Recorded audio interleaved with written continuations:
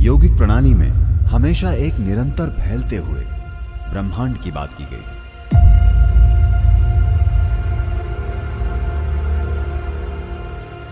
कोई शुरुआत या अंत नहीं, ये अंतहीन ब्रह्मांड है।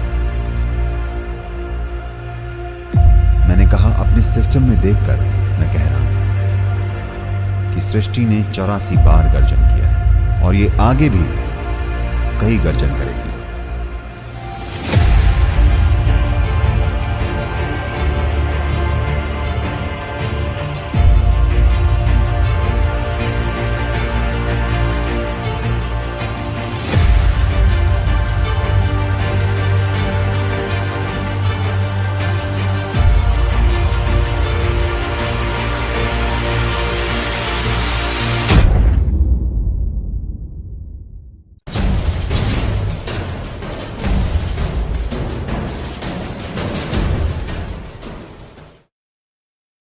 चौरासी एक महत्वपूर्ण संख्या है आज हमारे जीवन में, चाहे हम इसके बारे में जागरूक हों या ना हो।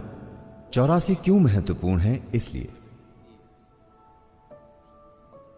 क्योंकि यह सृष्टि गुजर चुकी है 84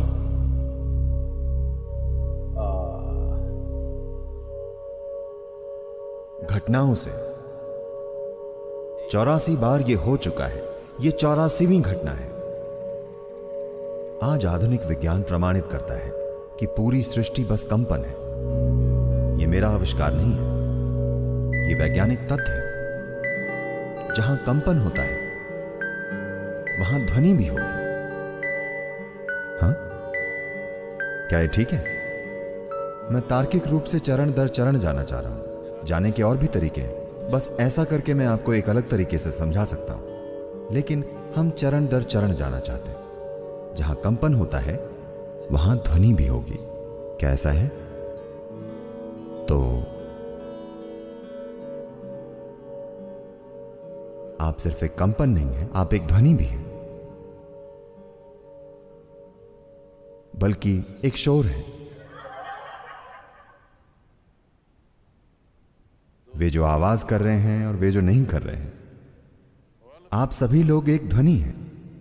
यही आधुनिक विज्ञान कह रहा है। और बहुत पहले किसी ने आपसे कहा था कि सबसे पहले शब्द था और वो शब्द है भगवान।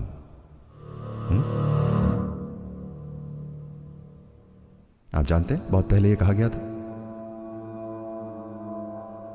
ध्वनि एक शब्द है ना? बल्कि एक शब्द ध्वनि है। फिलहाल मैं अगर हां कहूं, क्योंकि आप ये भाषा जानते हैं, तो आप उससे एक अर्थ जोड़ रहे हैं। अगर आपको ये भाषा ना आती, तो जहां तक आपका सवाल है, मैं बस एक आवाज पैदा कर रहा हूं, है ना? क्योंकि आप उनकी भाषाएं नहीं जानते, आपको लगता है कि वो कुछ अजीब आवाजें पैदा कर रहे हैं। नहीं, वे कुछ बोल रहे हैं।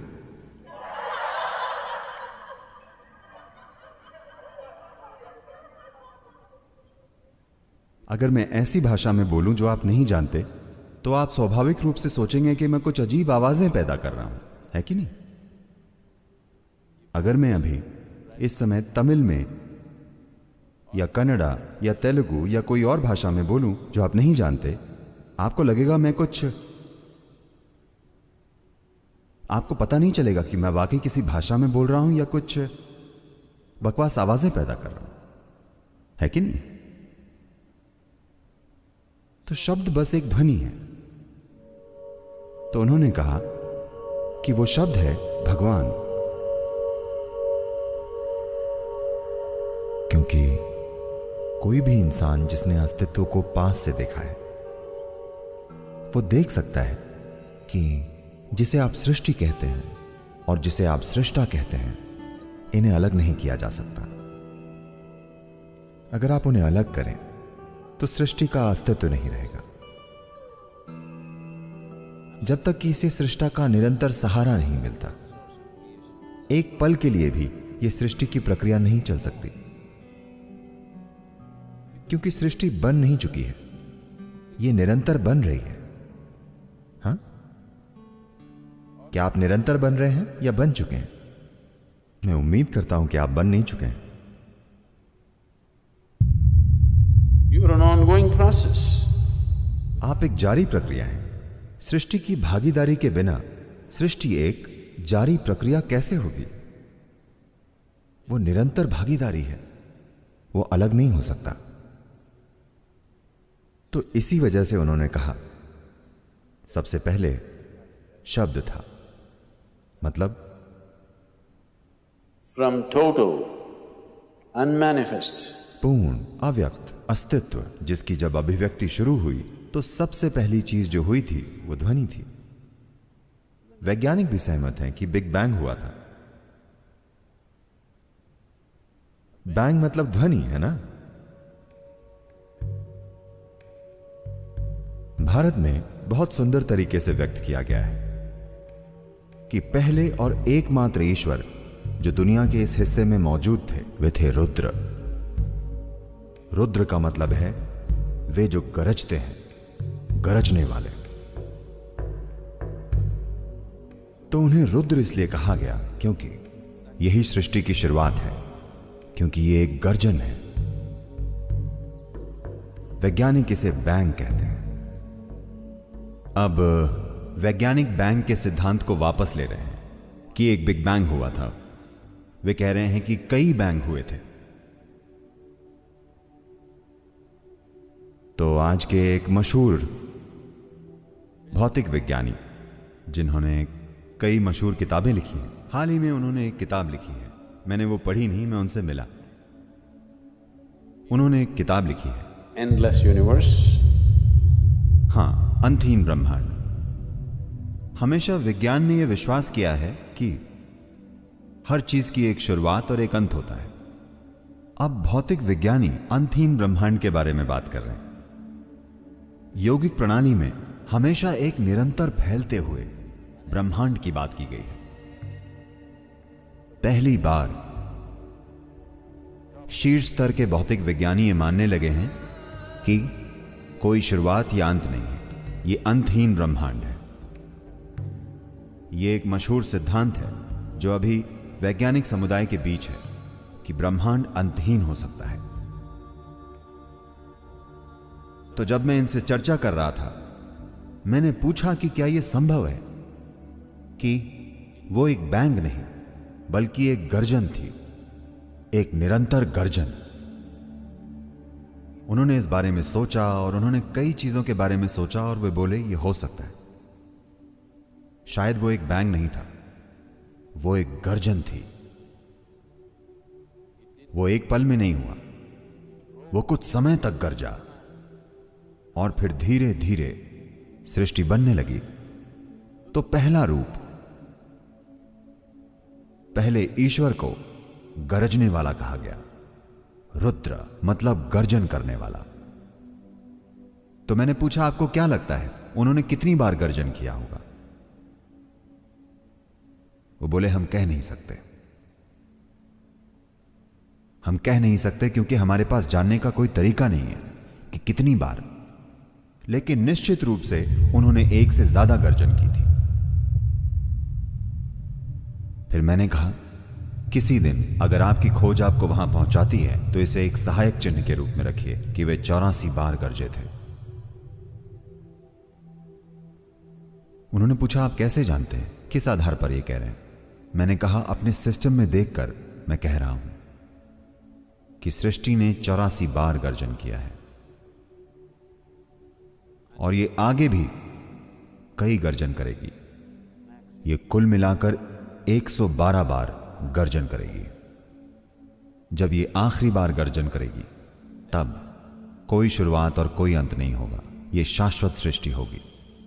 वो बहुत दूर है, पर मैंने उनसे कहा कि आप 84 को किसी तरह के सहायक स्तंभ के रूप में रखिए। आपके पास मशीन और गणित है, मैंने एक और एक कितना है यह भी नहीं सीखा। आपने ये सभी चीजें सीखी हैं, आप उन पर काम कीजिए। किसी दिन अगर आप एक संख्या तक पहुंचेंगे तो आप इस संख्या तक पहुंचेंगे, ये 84 होगा। ऐसा कैसे हो सकता है, उन्होंने पूछा। मैंने कहा अगर आप आज एक पेड़ काटते हैं तो लोग उसके तने में मौजूद छल्लों या चक्रों को देखकर कहते हैं कि पिछले 1000 सालों में अकाल कब पड़ा था, ज्यादा बारिश कब हुई थी, आग कब लगी थी, सब कुछ है ना। अगर आप अपने सिस्टम में अपनी जागरूकता का इस्तेमाल करके प्रवेश करते हैं तो इस सृष्टि का पूरा इतिहास इसमें लिखा हुआ है। 84 बार ये सृष्टि गरज चुकी है। हम इस 84वें गर्जन में हैं।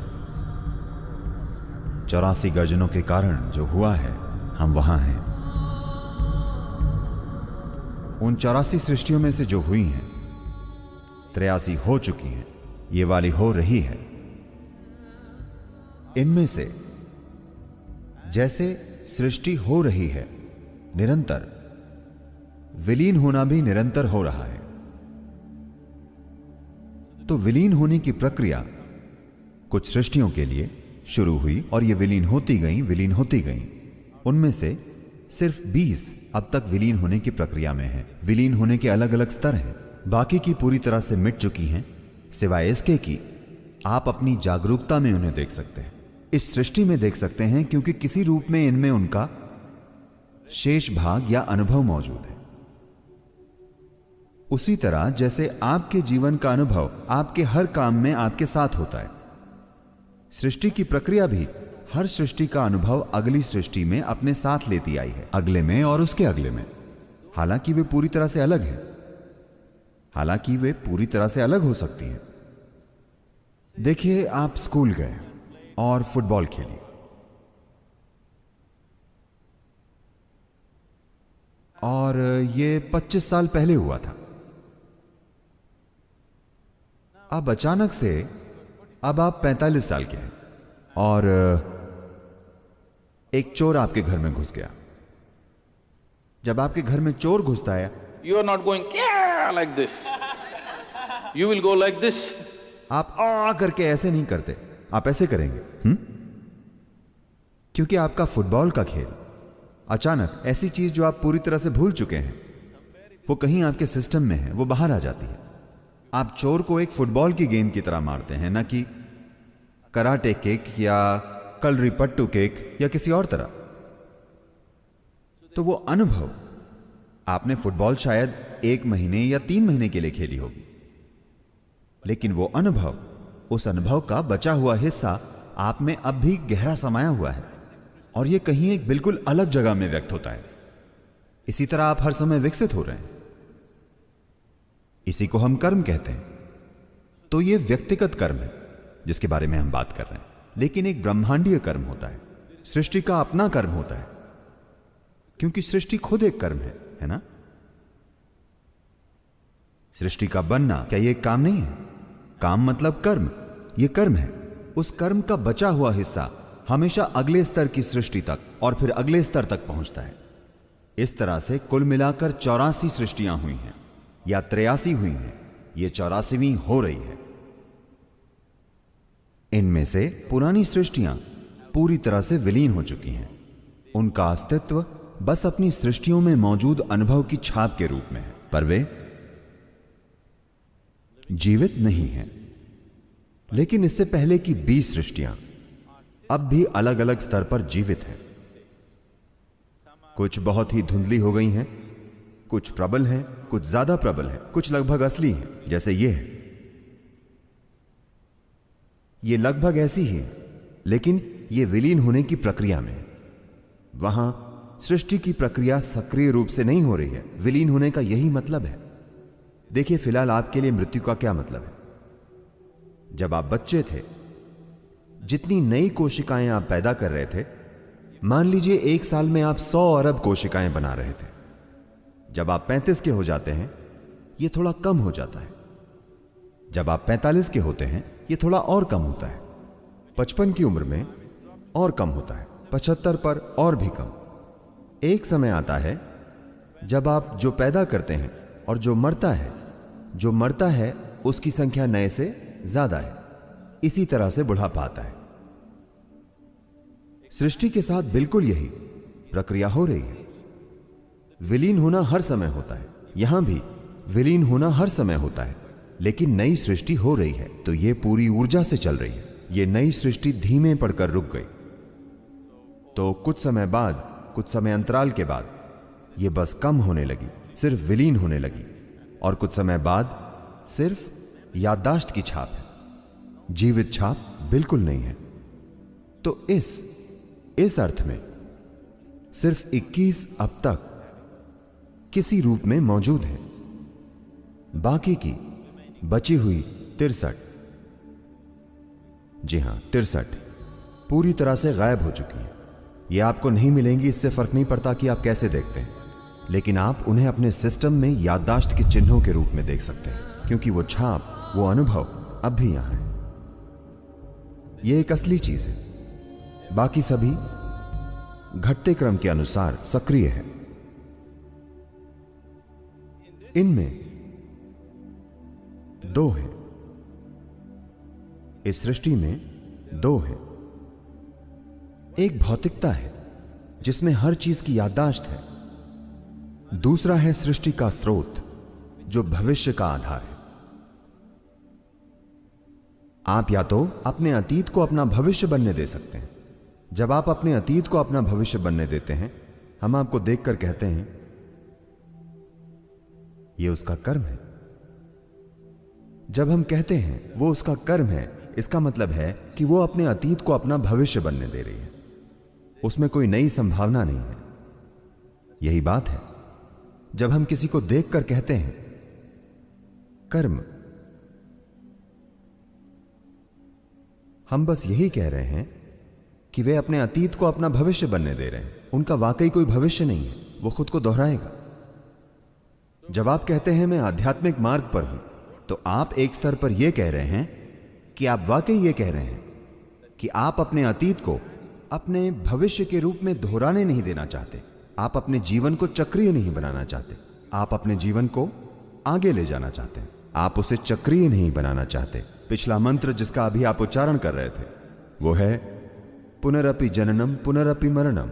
मतलब ये चक्र, मैं इसे किसी तरह तोड़ना चाहता हूं, क्योंकि जब आप किसी चक्र में आ जाते हैं, जब आप गोल घूमने लगते हैं, तो आप कहीं नहीं पहुंचने वाले।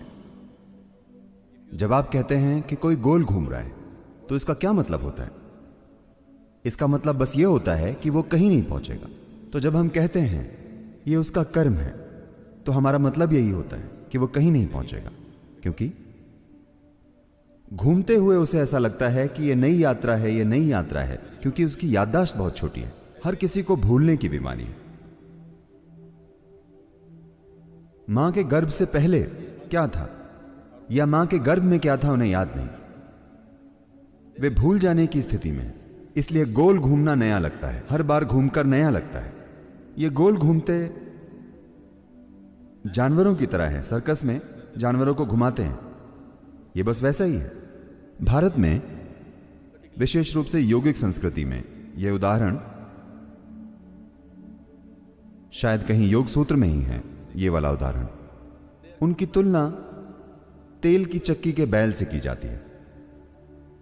तेल की चक्की पर वे बैलों के साथ ये करते हैं, वे उनकी आंखों पर कपड़ा बांध देते हैं, उनकी आंखों पर कुछ बांध देते हैं, या फिर सब कुछ बांधकर बस इतना छोड़ देते हैं।